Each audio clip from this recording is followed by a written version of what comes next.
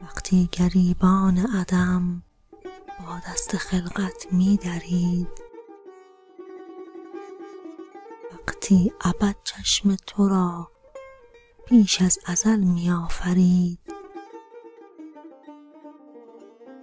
وقتی زمین ناز تو را در آسمان ها می کشید، وقتی آتش طعم تو را با اشک هایش می چشید، من عاشق چشمت شدم.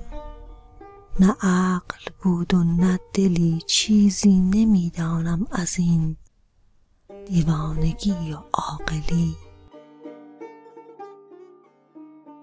یک آن شد این عاشق شدن، دنیا همان یک لحظه بود. آن دم که چشمانت مرا از عمق چشمانم رو بود. وقتی که من عاشق شدم، شیطان به نامم سجده کرد. آدم زمینی تر شد و عالم به آدم سجده کرد.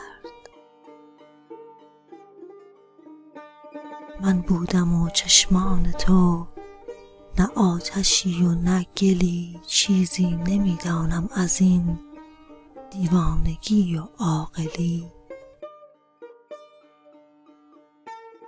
من عاشق چشمت شدم، شاید کمی هم بیشتر، چیزی در آن سوی یقین، شاید کمی هم کیشتر.